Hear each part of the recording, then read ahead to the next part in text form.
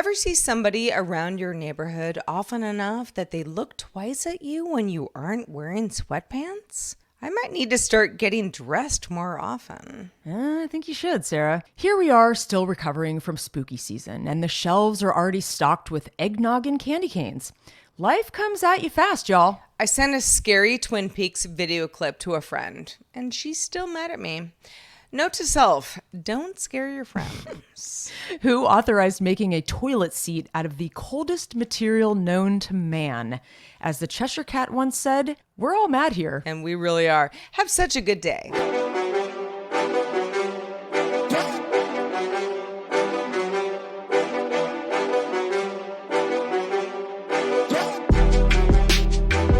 Hello, world. Welcome back to Have Such a Good Day, the show that wants you to do just that, y'all.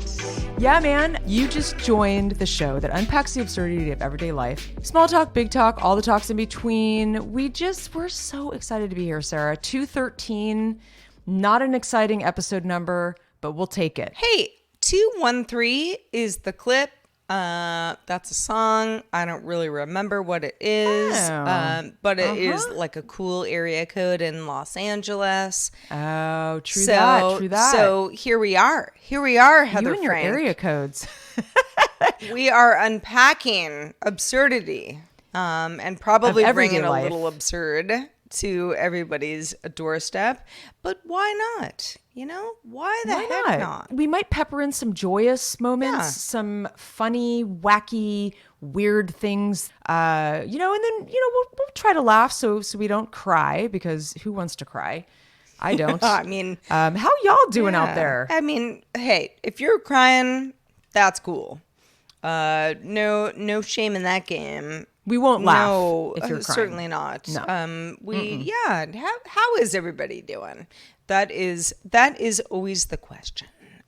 Because it's always Heather the and I question of talk the week. about our lives, and we're so happy to have you along for the ride. But we want to know more about you. So We'll report a little later in the show about what's going on our Discord. We've got some of our buddies in there, and we'll kind of divulge what we've been chatting about a little bit later. But in the meantime, Sarah, we're all going mad, as I said at the top of the show. it's very Alice in Wonderland-esque. Very much so. I actually kind of went down a rabbit hole, no pun intended.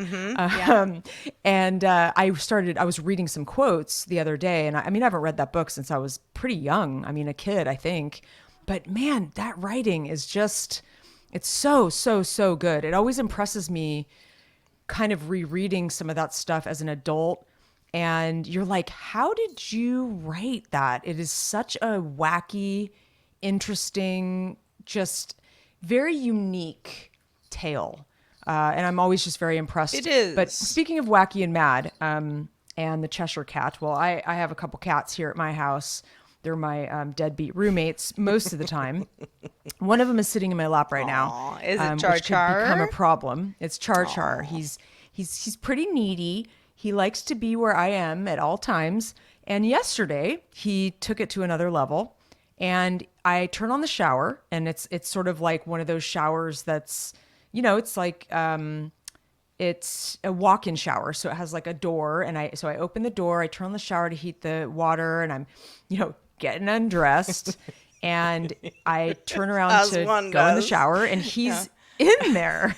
He's in the shower. The shower is on. Is he getting wet? He's getting splattered. Yes. And he's sitting there.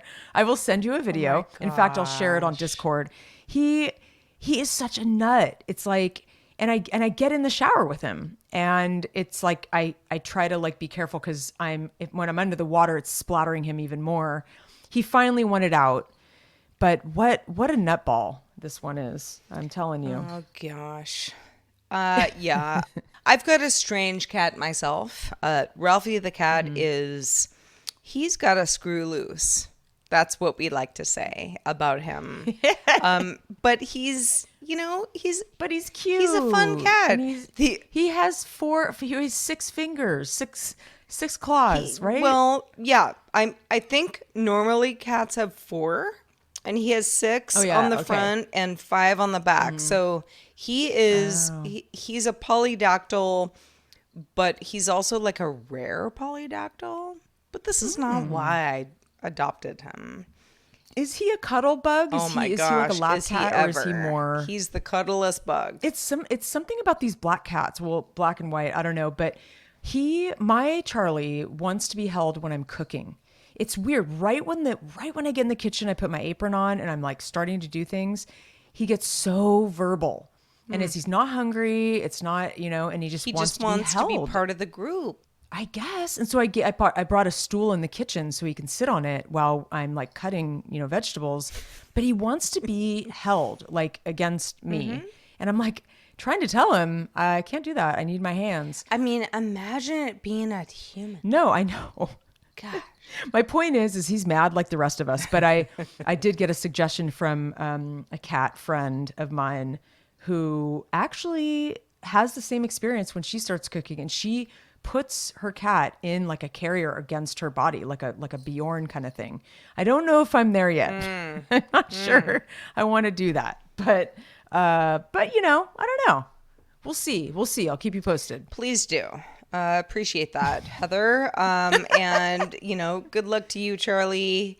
Charlie has, I know Charlie. I haven't seen Charlie in quite a few years. I used to babysit him. Yeah, and and Ziggy as well, your other cat. Yeah. And they are really nice cats. I remember there were times when Heather and I were last, pretty close neighbors in where we lived. We just happened to be right around the corner from each other, and Heather would be like, don't let Charlie like swipe you or Charlie can be a little weird. They were feisty, always fine with me. They were always like, they loved "Hi, you, Aunt Sarah. Okay, cool. Let's they watch some bird videos on YouTube." They definitely have their favorites. I think they like women. They like small women, so you kind of fit that. There you fit go. That bill. Yeah. I'm sure they'd probably know you to this day. As my guess, they would know how you smell. Anyways, okay, enough about cat content, but I will say that every single day there's something funny and weird to report about living with an animal. I mean, it's funny when you think about it. You're like, they live here. This is their home address. This is their home. They live with us. It's kind of weird when you think about it that we have domesticated animals that live in our house with us. Yeah. Totally true. He's staring at me right and now.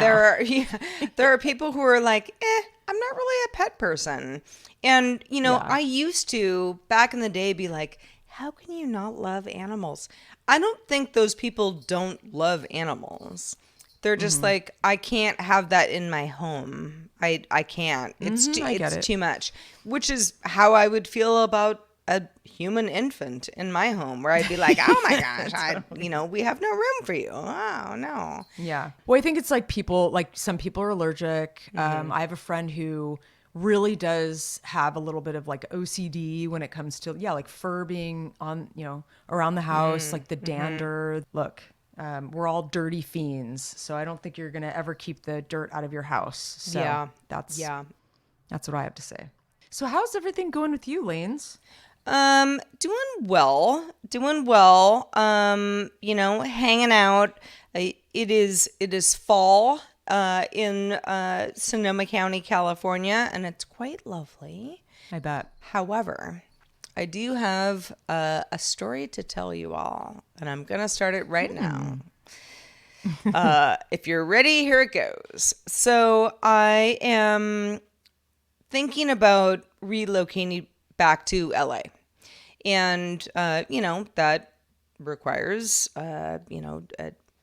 so I have been looking for apartments in Los Angeles. And when you do that from afar, you often have to, enter a lot of information about yourself and let the person who is the realtor or whoever that is representing the place to make sure that you're great and you can pay for your apartment and all of those good things.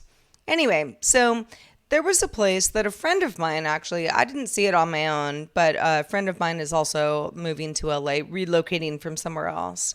And she sent this to me and she was like, this is like slightly above my pay grade, but this is an amazing apartment. I looked at it and I agreed. I was like, oh my gosh, this is amazing. It's so great. I love those Silver Lake apartments. Perfect. So I applied. And of course, like when you apply for any, and I know this probably happens with people in all areas. If you're not like, I can't like go down 5 minutes away and, see the apartment. I have to do it sight unseen because I'm not in the neighborhood. Which is scary. But anyway, I was like, explain that to them and they said, okay. All right. And I said, well, I might like send a friend over. Is that okay? They said, yeah, sure. That's totally fine. And that feeling where you don't think something's a scam, but for some reason the other person is too upbeat. Yeah. To the point where you're like, I don't know. Now I'm starting to feel a little weird about this. I don't know why, because like I want people to be nice, but like you're too nice and I feel weird about this because that's not how these things go. Right. Yeah. So, I started to be like, I don't know. So anyway, I still really wanted the apartment. It was so beautiful. And, I sent them, a bunch of stuff. And at one point, because, full disclosure, I mean, I don't look like I'm, flush with cash on paper because I do a lot of, this and that. I have a variety of jobs. Collectively, I can pay for something and I'm never going to pretend that I can't. If I can, I can. But sometimes I have to explain that to you. This is the life of a freelancer. And she was like, yeah, cool. Yeah, well, we might need, just some more like for sure bank account proof that you do have money to pay for this apartment.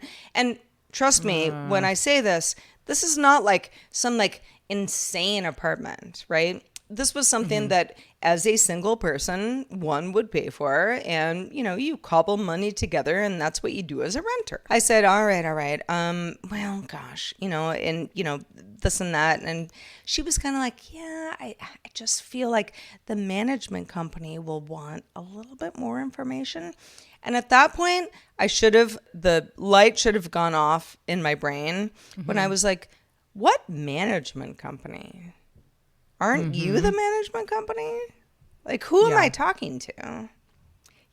But when you go too fast, sometimes you just miss these things. And you wanted it. I want it. Yeah, exactly. I was like, I just want to, just lock it down. So I sent her a screenshot of, an account that I have, basically just to say, hey, listen, in a pinch, I can pay for this for, a year lease. I please trust me. And within probably about 12 hours of that, all of my bank accounts started to get like 2-factor authentication issues. Coming to me, of course, because 2FA, when it works properly, comes to the person, So it was like nobody could get into any of my accounts, but I basically let somebody just try to hack me for the next 24 to 48 hours. So that sucked. And the apartment, I assume at this point, did not really exist. And yeah, I was really bummed about it. But It's weird though. So what was the apartment? So like if it didn't exist or it was something that maybe was owned by somebody? I mean, how did they even? Oh, I mean, the whole like apartment scam thing has been going on for quite some time. I've just been Yeah. out of the mix for a while. What happens is they can post, a full ass apartment online and, say that they're the realtor, give you their phone Yeah. number, answer the phone if you call them, all that stuff. I called that woman and was like, hey, something seems kind of weird. And she was like, oh, that's so weird. Yeah, I like don't know how anybody would. I mean, I don't know anything about two-factor authentication. I was like, oh, girl. Yeah, you do. Okay. All right. Yeah. I got hoodwinked. You did get hoodwinked, and you probably were just overly eager because I mean you're a tech journalist. I mean, not saying that anybody could get hoodwinked, but like I'm sure that you are very aware of these things, and in retrospect, you're like, yeah, that was weird. But at the time, it's funny how blind we can be because your eyes on the prize. You're like, I want this place. I'm going to go for it, Yep, And like, yep. you don't see these like blinders that we have. And yeah, it's like in hindsight, a lot of stuff I'm like, yeah, there were too many exclamation points. She was too like eager to help me. Not that people shouldn't be eager to help each other, but like that's not how it works in situations like this. Like, I mean, how many apartments have I rented in the past? I don't know, 25. I mean, so many, right? To the Yeah. point where it's like, these people are not here to make your life better. They're here to make a buck. So you almost expect someone to like give you like the like bare minimum of, courtesy, and you just want to lock it down. So, Yeah, totally. so yeah, my whole experience, I was like, yeah, I should have known better. I really should have known better. I was just excited and But you caught it. You caught it in oh, time. I caught it. Yeah. You lost like an application fee or something. I lost $45. So, that I guess I still lost, but like I could have lost like my whole retirement account. Like if I Yeah. really would have been, like blind to what somebody was trying to do to me. And yeah, I was very, this is, I don't know, this happened we're recording the show on Wednesday. Like it was like over the weekend. I was really bummed about it and I felt really crappy about myself. Like, God, sir, are you slipping? But no, this happens to all of us. And Yeah, of course. yeah, especially in a place like LA where, there's a lot of inventory, but there's a lot of crap too. And Yeah. people prey on you for that reason. Absolutely. Yeah. Well, it's a really good lesson. And, life is full of lessons. And I guess just you'll be on your guard next time for sure. Indeed. Yeah, that is a saga. Well, the saga begins, I guess. Yeah, I know. Yeah, I just lately, it's the season for me of like everything blowing up. I don't know what's going on, but in the 3 years that I've been running this business, I've never had more projects happening at once. Meaning, every single one of my buildings has problems right now. Whether it's some kind of water damage or needs new windows just because they're old. A lot of my buildings are older. And some plaster damage from the earthquake.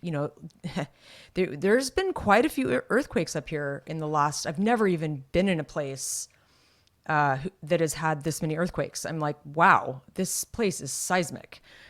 So we've got some cracks. We've got move outs and move ins, and we're doing these renovations. But it's almost every single property at the same time, which means total chaos, total mayhem.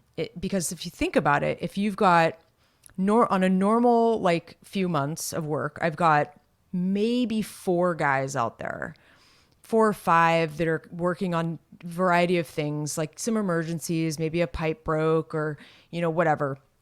Just sort of the regular rental issues. I have like at least a dozen guys that I'm paying right now for a variety of projects. At least, I mean, it's probably more like 15 guys. So it's like over triple the amount of people I'm used to like paying and having on payroll. These people are going to need to be 1099. It's like, I mean, it's kind of wild. And I never really saw it coming. It just kind of came and it just like happened. And not only do I have that many more invoices, I think about all the materials I need. So I've got these local vendors, hardware stores and Home Depots and like stuff like that, where I get like inch thick packets of like invoices from my guys needing to buy all of their supplies. So it has been really kind of insane. And I feel like we're seeing some of the light at the end of the tunnel with a few places, but as we are doing that, 2 other places popped up with issues that kind of replaced the last headache. So it's like I feel like we're still not out of the woods yet. Hopefully, toward maybe holidays, we'll be in better shape. But it's been really, really hard to manage the chaos. And just a couple of neat things that came across my desk this week, kind of food for thought, for me, maybe for you. You can let me know. Hi at havesuchagoodday.com. But because of all this chaos, we all try to figure out how do we deal with chaos? How do we deal with stress? And it's hard sometimes. I'm not much of a meditator. I do yoga. I do other quiet activities, but I'm not one to go deep into like meditation. Maybe I should. So I think for me, I don't know. I try other tactics. Like, for example, there's a few things that came across my desk that I find that I will be thinking hard about something, like something kind of an interesting, deep thought.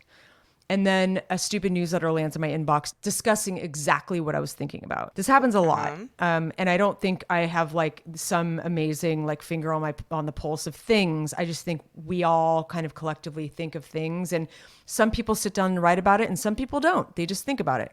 Well, it does make me feel a little worse about how I think of a lot of neat things, but I don't take the time to write it out. And sometimes maybe I'll talk about it on the show or talk about it with a friend on the phone, or over a drink. But man, one of the things that really struck me the day that I was thinking about this exact thing, I mean, it was not like the exact words, but it was the same idea.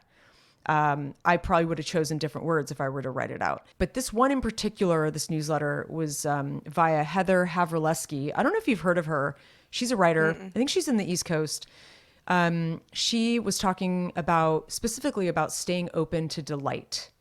And I was like, it really resonated with me. And what she means by it is that it's not easy. It's not easy to get caught up in the chaos and the busy weeks and days and like still kind of be open to like deviating from your schedule and have room for other things. I guess. And so she was referring to the word dilettante, and it comes from the verb to delight.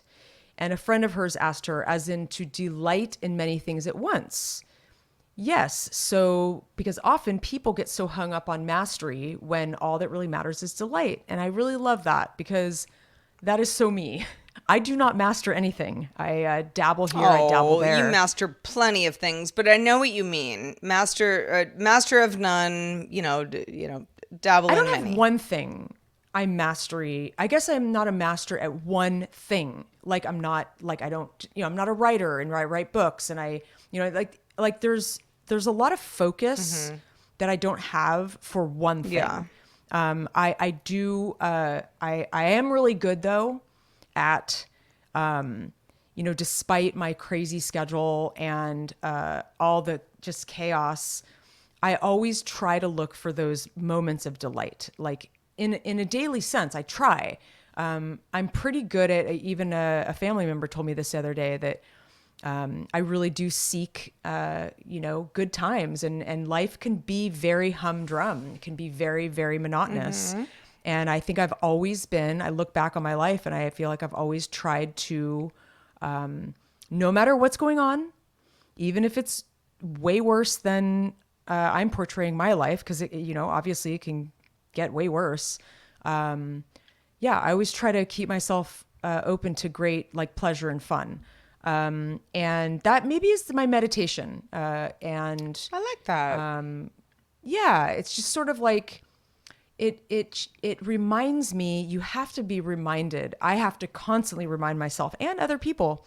I have a lot of friends that, call me every week, and we talk about life. We talk about this exact type of thing that we talk about on this show, trying to get through the week, how do you grapple with all this stuff, and then always try to be happy, keep your eye on the prize, and just, talking yourself and others off the ledge, is a weekly, it's a weekly thing in my world. But I'd like to hear from y'all out there. Email us at hi@havesuchagoodday.com. Are you somebody who doesn't think about fun? I know someone very close in my life who doesn't. They don't put it, and that's fine. That's totally fine. They're just not built that way. When you say they don't think about fun, they don't think about, like, going on a roller coaster. Like, what are we talking about? They don't really like to deviate from their comfort zone, I think, is part of it. Yeah. So it's a little bit like let's not go rogue here. Let's stay in our lane. Which, I feel that way sometimes too. Yeah, and I feel like I'm usually the one to suggest, like, a fun activity or something to shake things up, and usually when those things happen, she has a good time. But I think it's not really something that she instigates, I guess. So I'd be sort of curious to hear from you guys out there, because a lot of my community, my friends, my friend groups are pretty good at trying to find the fun. And maybe that's why they're my friends. But yes, really the moral of this story, because I always like to have a moral, me, that no matter how many things I have to tackle, I just, instead of doing sit down meditation, I look ahead in the week and I go, when could we shove in a nice dinner or a nice hike or a nice party or whatever it is? Yeah. Get gussied up, wear a pair of earrings, put some lipstick on. Like you, Sarah, you got to get out of those sweats. Oh, girl. And find some pleasure out there. I feel like we're at the point now where it's like, we can't blame COVID anymore, but No. I definitely am, I have a COVID hangover to the point where I'm like, yeah, but I work from home and no one sees me, or, that whoever does knows what I'm doing and they don't care that I'm not, like, wearing, like, cute shoes to do this. As we're doing the show right now, I'm wearing sweatpants. I will. You're not trying to impress me, Sarah? Well, you can't see anything below the belt. Sheesh. So, whatever. I mean, when I go to the gym, like, I literally have conversations with myself where I'm like, can I, like, get away with the sweatpants at the gym? Yeah. No, Sarah, take off the sweatpants, put on some yoga pants, do something, make it look like you're, taking this seriously. But a lot of that, I think a lot of other people we're still sort of grappling with, how do we kind of get back to real life? Part of, my whole thing about, relocating is because I want to get back to real life. I want to do something different. I want to shake it up. I want new shoes. I don't want to wear sweatpants all day, those earrings, or, like, I don't know, like some eyeshadow that, like, no one, I mean, even if I wore it right now, nobody would care. Put yourself in a different like scenario, a different situation. I mean, there's a really cool expression in French. It's faites un effort, which means make an effort. Which doesn't sound as good in English. It has kind of a different meaning in French, but it's sort of like, I get it. Get up off your butt and do something, do something about it, or Yeah, and Yeah, don't give up. you are That's trying basically to what it do something about it. It's like, Don't don't give give up. up. Okay? Exactly. Don't give up. Not that I Exactly. have. But yeah, I mean, I feel like there's a lot of residual kind of like we've been in, I still have friends tell me this all the time, like, well, the last few years have just been, oh gosh, I mean, the worst. It's like they have.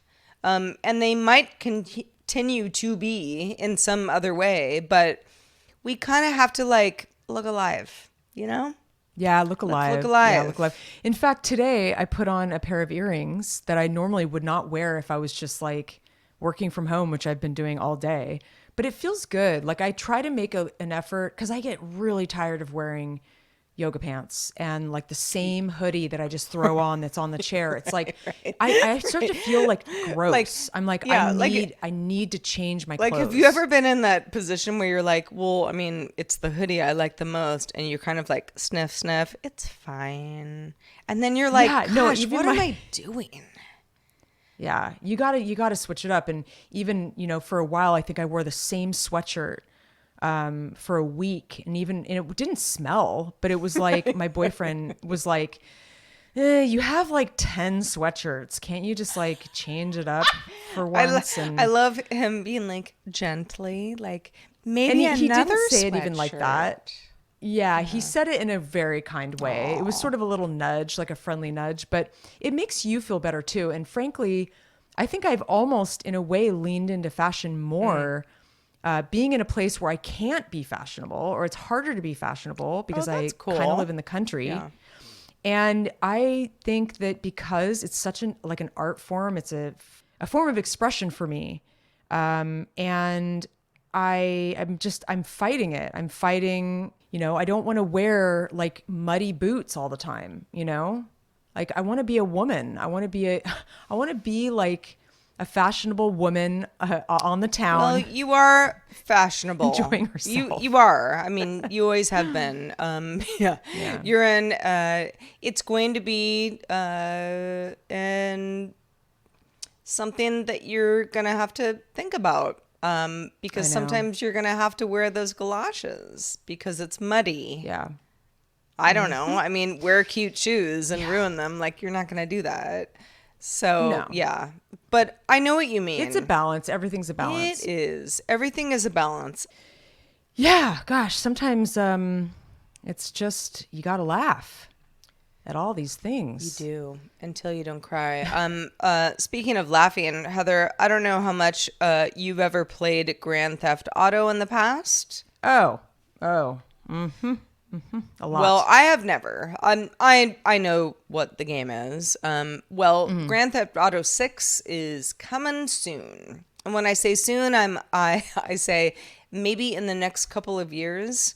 It's like very crazy. So Rockstar Games, which is the game developer, behind GTA, is they put out an announcement today as we're recording that they're going to release a trailer in December.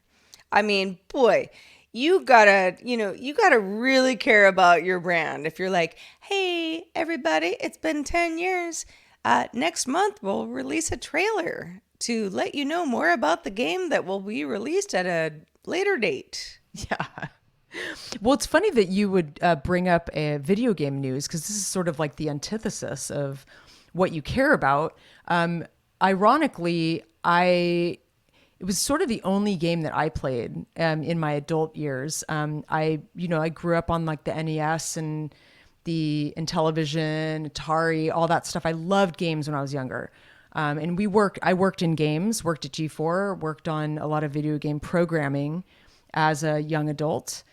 But I don't care about it so much now. I think the only time that I really got kind of wrapped up in Grand Theft Auto was when I was working for G4, living in LA. And I've talked about on the show before how much I love like the free open world, sort of concept. I mean, Rockstar Games is pretty brilliant. I know people are very dedicated to this game. I'd be curious to know what they're planning for this new release.